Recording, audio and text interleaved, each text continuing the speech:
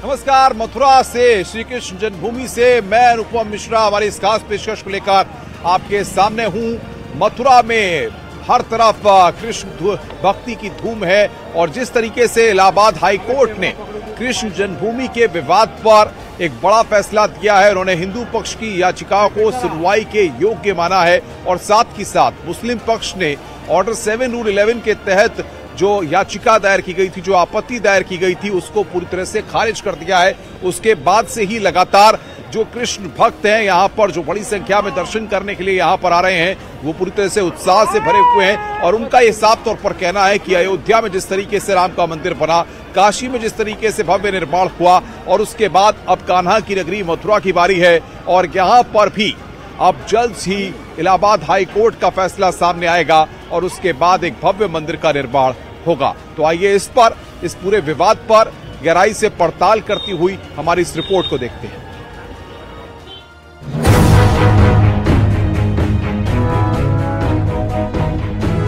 भगवान श्री कृष्ण की जन्मभूमि के मामले में माननीय उच्च न्यायालय के फैसले का स्वागत करता हूं। हमारी संस्कृति, हमारी सांस्कृतिक विरासत, ये देश के आदिकाल से लोग चाहते हैं। रामकृष्ण हमारी संस्कृति है, हमारी विरासत है, हमारी विचारधारा है। हम माननीय उच्च न्यायालय के फैसले का स्वागत करते हैं।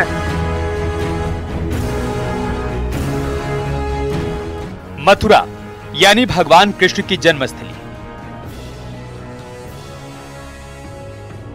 वो नगरी जहां क्या इंसान क्या बेजुबान, हर कोई कृष्ण के रंग में रंगा नजर आता है। श्री कृष्ण की, राधा रानी की। कृष्ण से अलग कोई रंग है तो वो है शाही ईदगाह। इसी शाही ईदगाह की तरफ से आज मुस्लिम पक्ष को इलाहाबाद हाई कोर्ट से तगड़ा झटका लगा। इलाहाबाद हाई कोर्ट ने आज श्री कृष्ण जन्मभूमि और शाही ईदगाह मस्जिद केस में एक अहम फैसला सुनाया और इस मामले में मुस्लिम पक्ष की याचिका को खारिज कर दिया। हिंदू पक्ष की तरफ से इस मामले में 18 याचिकाएं दायर की गई थी। इन याचिकाओं में शाही ईदगाह मस्जिद की जमीन को हिंदुओं की बताया गया था और हिंदू पक्ष को वहां पूजा का अधिकार दिए जाने की मांग भी की गई। इसमें कोर्ट ने 12 अगस्त से मामले की सुनवाई करने को कहा है। अब यानी इसका अयोध्या विवाद के तर्ज पर 12 अगस्त से हाई कोर्ट में मुकदमे का ट्रायल शुरू हो जाएगा और सबसे बड़ी बात यह है कि इस मामले में मुस्लिम पक्ष की जो दलील थी कि यह केस नहीं सुना जाना चाहिए, ये 1991 के वर्शिप एक्ट, इसके साथ ही साथ ये Waqf act, relief act, processor act और अन्य एक्ट से बाधित है, इसको कोर्ट ने नहीं माना है मुस्लिम पक्ष की दलील को। हिंदू पक्ष के अधिवक्ताओं का कहना है कि इस मामले में उनकी बड़ी जीत हुई है और इस मामले में चूंकि जो कोर्ट कमीशन की कार्रवाई थी उसके खिलाफ मुस्लिम पक्ष सुप्रीम कोर्ट गया था, अब हिंदू पक्ष का कहना है कि वो सुप्रीम कोर्ट जाएंगे और उस स्टे ऑर्डर को वैकेट कराएंगे। इसके साथ ही साथ इलाहाबाद हाई कोर्ट ने हिंदू पक्ष की जो 18 याचिकाओं को पोषणीय माना है। हिंदू पक्ष की याचिका के विरोध में मुस्लिम पक्ष ने 1991 के प्लेसेस ऑफ वर्शिप एक्ट का हवाला दिया था। प्लेसेस ऑफ वर्शिप एक्ट के मुताबिक 15 अगस्त 1947 से पहले के किसी भी धर्म के पूजा स्थल को किसी दूसरे धर्म के पूजा स्थल में नहीं बदला जा सकता। इस कानून की धारा 4(1) कहती है कि 15 अगस्त 1947 को एक पूजा स्थल का चरित्र जैसा था उसे वैसा ही बरकरार रखा जाएगा। प्लेसेस ऑफ वर्शिप एक्ट की धारा 4(2) उन सभी मुकदमों और कानूनी कार्यवाहियों को रोकती है जो प्लेसेस ऑफ वर्शिप एक्ट के लागू होने की तारीख पर पेंडिंग थे। लेकिन बड़ी बात यह है कि एक्ट किसी भी धार्मिक स्थल के चरित्र का पता लगाने से नहीं रोकता। दूसरी महत्वपूर्ण बात यह भी है कि जो एएसआई प्रोटेक्टेड मोन्यूमेंट्स हैं, उन पर यह एक्ट लागू नहीं होता। श्री कृष्ण जन्मभूमि एएसआई प्रोटेक्टेड मोन्यूमेंट है और हिंदू पक्ष की दलील के बाद हाई कोर्ट ने माना कि इस मामले में प्लेसेस ऑफ वर्शिप एक्ट लागू नहीं होता। हिंदू पक्ष की याचिकाएं सुनवाई योग्य हैं। बहुत महत्वपूर्ण फैसला है। 4 साल 25 सितंबर 2020 को पहला सूट फाइल हुआ था और यहाँ इलाहाबाद हाई कोर्ट में पोषणीयता को लेके 4 महीने की काफ़ी डिटेल्ड सुनवाई हुई है और आज माननीय इलाहाबाद हाई कोर्ट ने जो 18 के 18 सूट हैं होल्ड किया है कि ये सारे suit cause of action disclose करते हैं, मेंटेनेबल हैं और किसी भी लॉ के प्रोविजन से बाधित नहीं है। तो जो 7/11 की अग्नि परीक्षा थी वो हमने पार की है और अब इस केस में ट्रायल होगा। हम सारे लोगों को ये अपॉर्चुनिटी मिलेगी, हम अपनी एविडेंस लीड करें। इसके अलावा मुस्लिम पक्ष की तरफ से वक्फ एक्ट, लिमिटेशन एक्ट और स्पेसिफिक पोजीशन रिलीफ एक्ट का भी हवाला दिया गया था और हिंदू पक्ष की याचिकाओं की पोषणीयता को चुनौती दी गई थी, लेकिन इलाहाबाद हाई कोर्ट ने मुस्लिम पक्ष की याचिकाएं खारिज कर दी, जिसके बाद यह तय हो गया कि अब हिंदू पक्ष की सभी 18 याचिकाओं पर इलाहाबाद हाई कोर्ट में एक साथ सुनवाई हो। 12 अगस्त से हिंदू पक्ष की याचिकाओं पर सुनवाई शुरू होगी। देखिए ऑनरेबल सुप्रीम कोर्ट तो वो जाएंगे ही और जाना भी चाहिए, क्योंकि ये लोकतंत्र है, संविधान है, कोर्टें हैं, तो वो जाएंगे ही। लेकिन ये एक वो बस समय कंज्यूम होगा, वो बस समय को बर्बाद करने के लिए कैसा कर सकते हैं। लीगली इसमें कहीं भी कोई वो नहीं है और हम ऑनरेबल सुप्रीम कोर्ट में कैविएट मूव करेंगे और हम निश्चित तौर पे इसका अपोज करेंगे इनके एप्लीकेशन का, और वहाँ भी इनका खारिज हो जाएगा। बहरहाल तो मुझे नहीं लगता कि ऑनरेबल सुप्रीम कोर्ट पूरे इस आदेश पे स्टे लगाने वाली है। अब जरा आपको ये भी बता देते हैं कि हिंदू पक्ष और मुस्लिम पक्ष की तरफ से इलाहाबाद हाई कोर्ट में क्या क्या दलीलें दी गईं। हिंदू पक्ष की दलील थी, शाही ईदगाह का पूरा 2.5 एकड़ का एरिया भगवान श्री कृष्ण विराजमान का गर्भगृह है। मस्जिद कमेटी के पास भूमि का कोई रिकॉर्ड नहीं, मंदिर तोड़कर मस्जिद का अवैध निर्माण किया गया। सीपीसी का ऑर्डर 7 रूल 11 इस याचिका पर लागू नहीं होता है। मतलब ये कि मुस्लिम पक्ष ने इसे वक्फ की संपत्ति बताया था और कहा था कि सिविल कोर्ट को इस मामले में सुनवाई का हक नहीं है, जिसको लेकर हिंदू पक्ष ने कहा था कि ये नियम इस विवाद में लागू नहीं होता। हिंदू पक्ष का कहना है कि जमीन का स्वामित्व कटरा केशवदेव का है। बिना स्वामित्व अधिकार के वक्फ बोर्ड ने बिना किसी वैध प्रक्रिया के इस भूमि को वक्फ संपत्ति घोषित कर दिया है। ये भवन एएसआई प्रोटेक्टेड मोनूमेंट है, इसलिए इसमें प्लेसेस ऑफ वर्शिप एक्ट लागू नहीं होता। हम माननीय उच्च न्यायालय के फैसले का स्वागत करते हैं और आशा करते हैं बहुत जल्द ठाकुर केशवदेव जी महाराज का अपने मूल स्थान पर भव्य मंदिर का निर्माण होगा। बहुत जल्द वहां सर्वे हो और दूध का दूध, पानी का पानी हो। औरंगजेब द्वारा 354 साल पहले हमारे ठाकुर केशवदेव जी के मूल स्थान पर एक अवैध ढांचा खड़ा कर दिया गया, हमारी भावनाओं का आहत किया गया। बहुत जल्द अब वहां पर हम मंदिर बनाएंगे। अब जरा देख लीजिए कि मुस्लिम पक्षकारों ने कोर्ट में क्या दलील दी थी। इस जमीन पर दोनों पक्षों के बीच 1968 में समझौता हुआ है। 60 साल बाद समझौते को गलत बताना ठीक नहीं, मुकदमा चलने योग्य नहीं है। प्लेसेस ऑफ वर्शिप एक्ट 1991 के तहत भी मुकदमा सुनवाई योग्य नहीं है।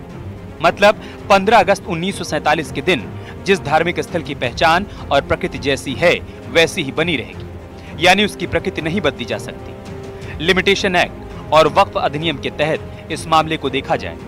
इस विवाद की सुनवाई वक्फ ट्रिब्यूनल में हो। ये सिविल कोर्ट में सुने जाने वाला मामला नहीं है। हालांकि मुस्लिम पक्ष की इन मांगों और दलीलों को इलाहाबाद हाई कोर्ट ने खारिज कर दिया।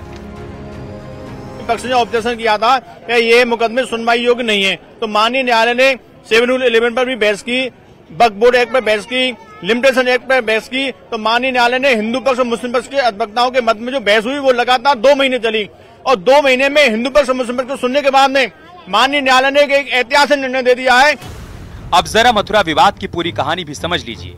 ये पूरा विवाद श्री कृष्ण की 13.37 एकड़ भूमि को लेकर है। इस जमीन के करीब 10.90 एकड़ में कृष्ण जन्मभूमि है, बाकी के 2.37 एकड़ में शाही ईदगाह स्थित है।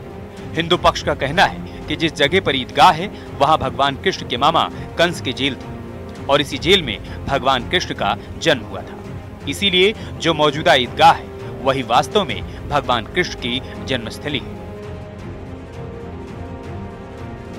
कहते हैं राजा वीर बुंदेला ने कृष्ण मंदिर बनवाया था, जिसे औरंगजेब ने ध्वस्त कर दिया था।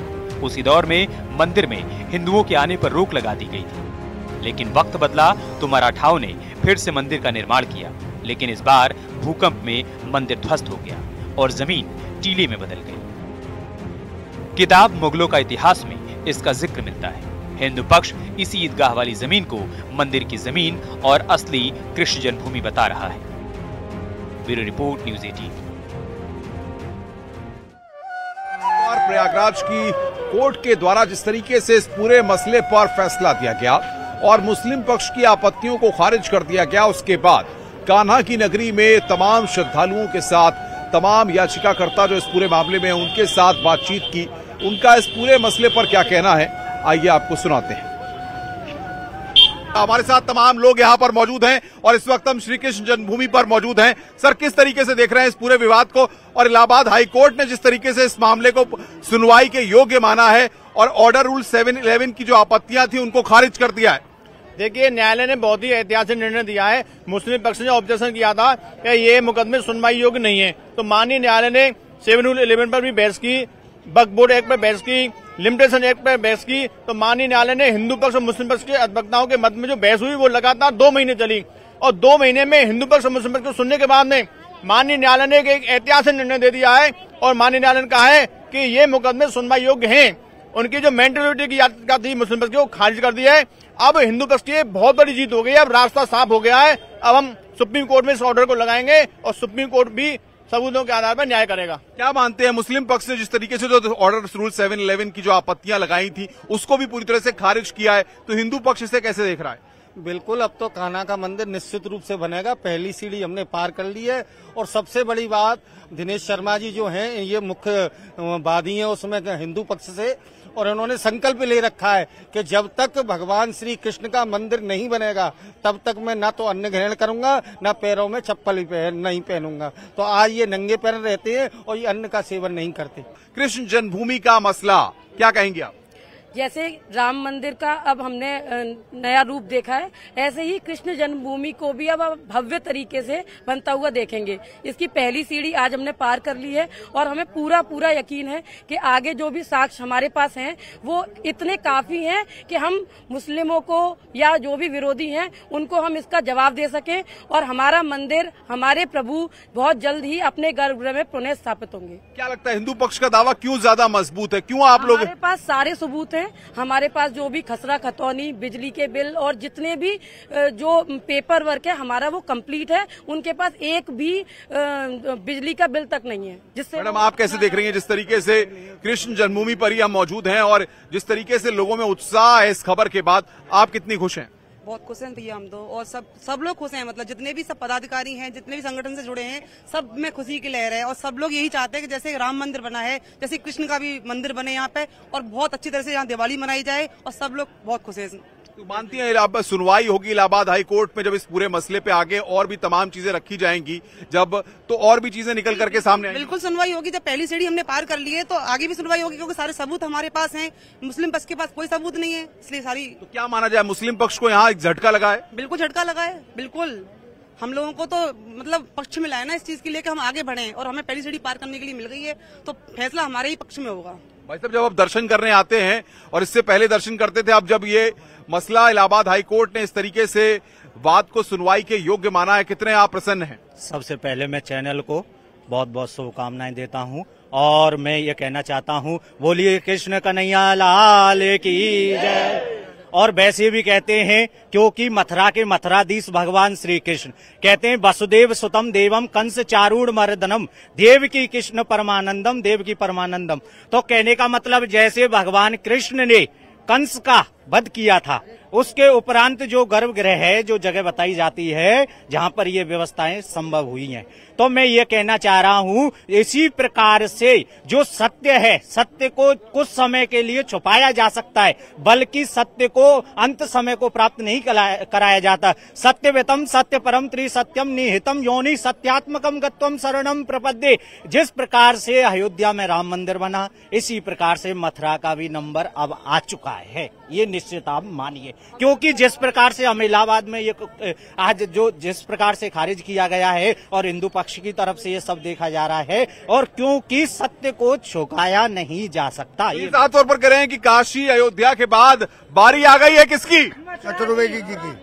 क्या कहेंगे आप, जो कोर्ट ने जो कहा इस मसले पर? बोलो कृष्ण कन्हैया लाल की, द्वारिकाधीश की, जमुना मैया की। मैं चतुर्वेदी, चुन्नीलाल चतुर्वेदी, बिरभाग द्वारके रसिया मंडल का अध्यक्ष, जो द्वारकाधीश में जो होलियां आप सुनते हो वो हमारे द्वारा बोली जाती हैं। अब आपने ये ईदगाह का विषय छेड़ा है, तो ईदगाह का विषय हमने जो अपने पूर्वजों से सुन रखा है, तो ये हमारा हिंदुओं का ही निमित्त स्थान है। अब केस चल रहा है इसके ऊपर, तो हमने यही जाना है कि हमारा ही पक्ष में वो केस बैठेगा। दूसरा है, मुसलमानों के पास इसका कोई प्रूफ है ही नहीं। यहीं तक कह के मैं हाथ जोड़ूंगा। कितनी प्रसन्नता हो रही है आपको, कोर्ट ने जिस तरीके से सुनवाई के योग्य माना है? आप प्रसन्नता की तो आप पूछिए ही मत। प्रसन्नता तो कुछ है नहीं, लड्डू बंटवाने लगे हम तो।